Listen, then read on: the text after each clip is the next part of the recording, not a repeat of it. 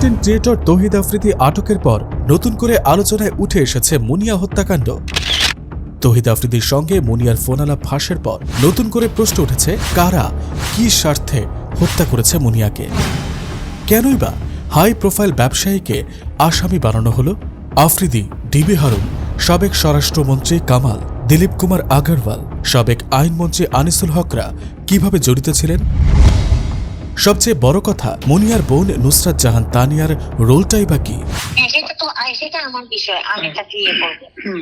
তোমার জায়গার বিষয়ে কি আমাকে বলছো? তো সেটা বলছো 10 কোটি টাকা 10 টাকা কম হলে 1 টাকা কম। এটাই তো আপনি করছেন। শফিক সাহেব বলছে বসুন্ধরা এমডির নাম ঢুকাই দাও, বসুন্ধরা এমডির নাম আপনি ঢুকাই দিয়েছেন। এটা তো ধরেন আত্মহত্যা প্ররোচনা একটা মামলা। এই আগে তো ছিল ধরেন অপমৃত্যু না হয় আত্মহত্যা প্ররোচনা মামলা। যা করতেছে আমি করতেছি, এগুলো এখন কাউকে কিচ্ছু বলবো না। তুমি তোমার মতো করে তোমারটা কথা বলবে আর কি। আজকের অনুসন্ধানে আমরা বের করে আনার চেষ্টা করব থলের বিড়াল। প্রথমেই চলুন শুনে নেওয়া যাক তৌহিদ আফ্রিদির সঙ্গে ফাঁস হওয়া মুনিয়ার সেই কনভারসেশন। হ্যাঁ হ্যালো, কই? 13 নম্বর রোড না? হ্যাঁ তারপর ব্লক না? হ্যাঁ। তাহলে আমি মনে হয় তোমার বাসার এখানে। বাসার সামনে? আচ্ছা, আমি বলতেছি। আমি কি গাড়ি বাইরে রাখবো না ভিতরে রাখবো? ভিতরে বাইরে রাখবো। পার্কিং আছে। তোমার পার্কিং কিছু কোনো গাড়ি নাই? আমার তো এমনি একটা পার্কিং আছে, তো এখন গাড়ি কেন থাকবে? আচ্ছা, আমি ফোন দিই দাঁড়ান। প্রবলেম হবে? কি প্রবলেম? বলতেছি আর কি, প্রবলেম হবে নাকি? এই কনভারসেশন কি প্রমাণ করে? প্রমাণ করে মুনিয়ার বাসায় নিয়মিত যাতায়াত ছিল তৌহিদ আফ্রিদির। রাত বিরাতে দেখা হতো তাদের। এমনকি মাতাল অবস্থাতেও তৌহিদ আফ্রিদি ছুটে গেছেন মুনিয়ার কাছে। অথচ মুনিয়া হত্যার পর 7-5 না ভেবেই দ্রুততম সময়ের মধ্যে মামলা করা হলো বসুন্ধরা গ্রুপের এমডি সায়েম সোবহান আনভিরের নামে। আফ্রিদিরা মামলার আসামি হওয়া তো দূরে থাকুক, থেকে গেছেন সন্দেহ তালিকারও ধরা ছোঁয়ার বাইরে। মূলত ডিবি হারুনের পরামর্শে আফ্রিদিকে বাঁচাতে মুনিয়ার বোন নুসরাত জাহান তানিয়া মামলায় ফাঁসিয়েছেন শীর্ষ ব্যবসায়ীকে। প্রাথমিকভাবে পুলিশের কাছে মনে হয়েছিল সাধারণ একটি আত্মহত্যা মামলা, কিন্তু উপর মহলের নির্দেশে কেবলমাত্র বসুন্ধরা গ্রুপের এমডিকে ফাঁসাতেই সেই মামলাটি হয়ে ওঠে আত্মহত্যা প্ররোচনা মামলা। উপর মহলের নির্দেশে বসুন্ধরার এমডির নাম ঢোকানোর বিষয়টি স্বীকার করেছেন খোদ তৎকালীন ঢাকা মেট্রোপলিটন পুলিশ ডিএমপির গুলশান জোনের উপ পুলিশ কমিশনার সুদীপ কুমার চক্রবর্তী। চলুন তার স্বীকারোক্তির অডিওতে কান পাতা যাক। আমি সত্য কথাটাই বলছি, এটার সিদ্ধান্তটা সম্পূর্ণ আমাদের কর্তৃপক্ষের নেয়া। কর্তৃপক্ষ বলতে তো আমরা তো ধরেন এই ঘটনা তো আমরা পুলিশ কমিশনার ওনার সাথে যোগাযোগ করছি, উনি হয়তো কার কার সাথে যোগাযোগ করেছেন এটা তো আমরা জানি না। হ্যাঁ, তখন তো ছিলেন শফিকুল ইসলাম স্যার। মানে এই মামলাটা কিভাবে রুজু হবে, অনুমতিটা এটা তো আমাদের ওনারাই মানে আচ্ছা কমিশন দিচ্ছেন। এটা তো হ্যাঁ ডিএমপি হেডকোয়ার্টার থেকে বলছে আমাদেরকে। ঘটনাটা যখন আপনার হলো, তারপরে তো এই ঘটনার বিষয়গুলো তো আমরা তাদেরকে বলছি। বলার পরে সব বিবেচনা করে ধরে ওনারা কথা বলতে, পরে ওনারা আমাদেরকে যেটা বলছে যে নাম দিয়ে মামলা করা। আমরা তো যে ওখানে গিয়ে আমরা তো এগুলো দেখে তারপর তো এই বিষয়গুলো যখন যাদেরকে বলা হয়েছে, তখন কর্তৃপক্ষ মানে প্রথম তো ছিল যে এটা আর কি আপনার ইয়ে করে মামলা হবে, মানে নাম ছাড়া আর কি। হ্যাঁ, পরে আমাদের কর্তৃপক্ষ আমাদেরকে যেটা বলছে যে নাম দিয়ে মানে বসুন্ধরা এমডির নাম দিতে বলছে তখনকার কমিশনার শফিক সাহেব। এটাই তো বিষয়।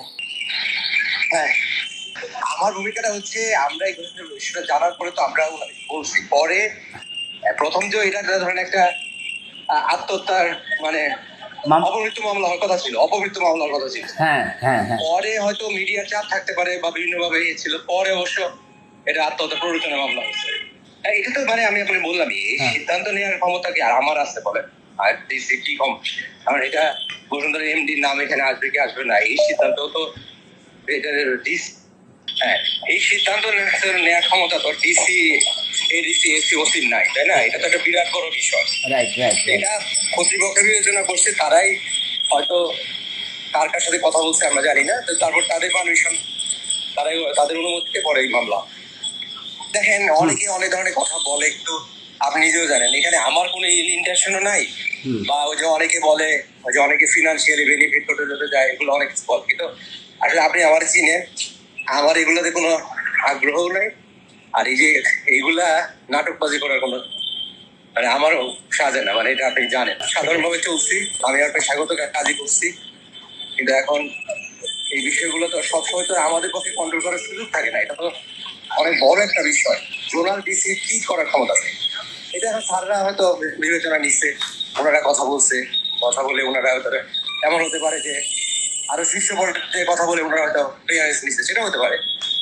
আমরা তো কারোর সাথে কথা বলতে পারি না, আমরা ডিএমপি হেডকোয়ার্টারে যোগাযোগ করছি।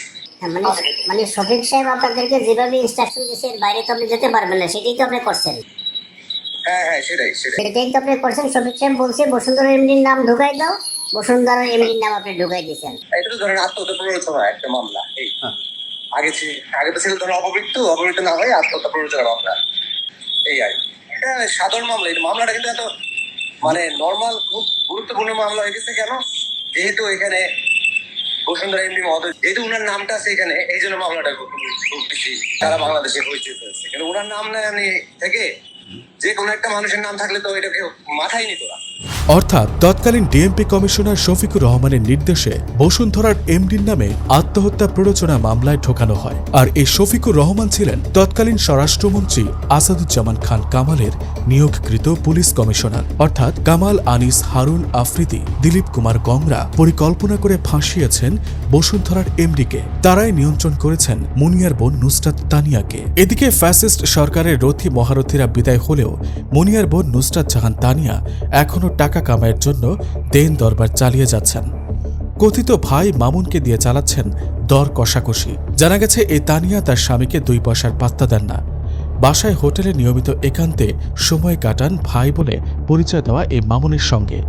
এমনই কিছু চাঞ্চল্যকর ছবি, ভিডিও এসেছে আমাদের কাছে।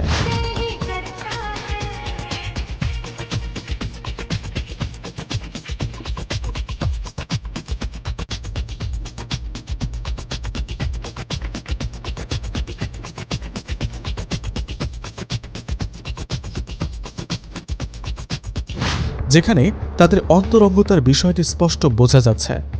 অন্যদিকে তানিয়া মামুন গ্যাংদের একাধিক ফোন কনভারসেশনে বসুন্ধরা গ্রুপের কাছ থেকে মোটা অঙ্কের টাকা চাওয়ার বিষয়টি উঠে এসেছে। চলুন কয়েকটি ফোন আলাপে কান পাতা যাক। ভাইয়া এটা যদি মিউচুয়াল করে দিতে পারেন তাহলে আমি বললাম যে আমার বোন তো এটা টাকার বিনিময় করবে না, এটা তো মানবিক কারণে সেটা করতে পারে, সেটা আলাদা জিনিস। কিন্তু যদি আমার জমিটার টাকা নিয়ে দিতে পারো তাহলে সে কথা এটা তুমি বলো। বলছি যে আমার জমিটার যদি টাকাটা দিতে পারো নিয়ে, বা আমার জমিটা ছেড়ে দেওয়াইতে পারো, সেটা আমার বিষয়, আমি তাকে ইয়ে করবো। সেটা আমি বলছি। তোমার জায়গার বিষয়ে কি আমাকে বলছো তো, সেটা বলছো? না না না, এটা হালকা একটু বলছি। মানে বুঝো নাই তুমি? বুঝছি। তুমি তোমার মতো করে তোমারটা কথা বলবে আর কি। আর হ্যাঁ বলো। এই আর কি। আচ্ছা, তো একটু দাঁড়াও তো, একটা কল ঢুকতেছে, একটু দাঁড়াও, কল ঢুকতেছে তোমাকে। যা করতেছে আমি করতেছি, এগুলো এখন কাউকে কিচ্ছু বলবো না। তোমাকে বললাম যে 2 কোটি টাকা দাও, দিয়ে ওরা আমি ফ্ল্যাট গুলো রেজিস্ট্রি করে দেই, 2টা ফ্ল্যাট দিয়ে আমি তোমার সাথে ব্যবস্থা করতেছি। আমি মামলা তুলে নেওয়ার দায়িত্ব নিলাম তো ভাই।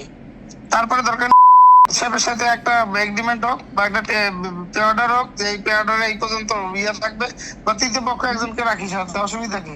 আমি আমার এই কাজে পরাজয় হওয়ার জন্য নামি নেই ভাই। শুধু কি তাই, বসুন্ধরা গ্রুপ থেকে টাকা সংগ্রহ করতে নিজের ব্যাংক অ্যাকাউন্ট ডিটেল পাঠিয়েছেন নুসরাত জাহান তানিয়া। আগের উকিলকে সরিয়ে নতুন উকিল নিয়োগের এনওসি নিয়েও কথা বলেছেন। আমি ধরেন আরেকজন লয়ার যদি আমি ইনভলভ করি, তাহলে সেক্ষেত্রে আমাকে কি করতে হবে? না কোনো কারণ না, এটা আমার বিষয়ে থাকুক স্যার। আমার কথা হচ্ছে কি, আমি আঙ্কেলকে আচ্ছা বাদ দিলাম, নিয়ে রাখতে চাচ্ছি। আমি তো সাবমিট করবো কি করবো না সেটা আমার, যেটা ডিপেন্ড করবে পরবর্তী কার্যক্রমের উপর। আর সেই কথা বলার অডিও পাঠিয়ে দাবিকৃত চাঁদার একাংশ পেতে চেষ্টা চালাচ্ছেন। এই মামুনকে নিজের আপন ভাইয়ের চেয়ে বেশি আপন দাবি করেন তানিয়া, অথচ তার সঙ্গে তার গোপন সম্পর্ক। মামুন ভাইয়ের সাথে আর কথা হয়েছে? ওনার সাথে এমনি যোগাযোগ আছে নাকি? হ্যাঁ ভাইয়া আছে, যোগাযোগ আছে।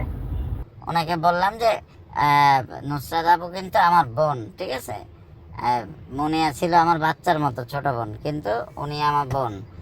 ওনাদের সাথে আপনার যেরকম ভালো সম্পর্ক আমার সাথেও ভালো সম্পর্ক। আপনি যে কোনো কিছুতে আপনি আমাকে হয়তো ভুল বুঝতে পারেন, ভুল বোঝার দরকার নেই। না ভুল বুঝে নাই, আমাকে জিজ্ঞেস করছে আর কি যে ওই ভাইয়া সেদিন লাইনে ছিল তো, মিজান তো হুট করে ওর ফোনটা আমাকে এনে দিতে না আপনার সাথে কথা বলতে, তখন ভাইয়া লাইনে ছিল। ভালো ফেল তুলতে হবে, কোর্টে দাঁড়াইতে হবে না, কোর্টে দাঁড়াইতে হবে লয়ার দিয়ে দেবে। তারপরে ওইটা বললাম, হ্যাঁ তোদেরকে একটা পেমেন্ট দিয়ে কথা আছে ওদের সাথে। পরশুদিন আছে বুঝছো, আজকে তো প্রথম অফিস 5 দিন সময় আছে, এটাকে এই সপ্তাহে ফিনিশ করে দেওয়ার জন্য চেষ্টা করতেছি ভাই। এটা শেষ করার দায়িত্ব আমার, তুমি আসো, বাকিটা আমি দেখতেছি ভাই। কাজ করলে করতে হবে, না করলে না, এইসব কথা বললে তো লাভ নাই আছে।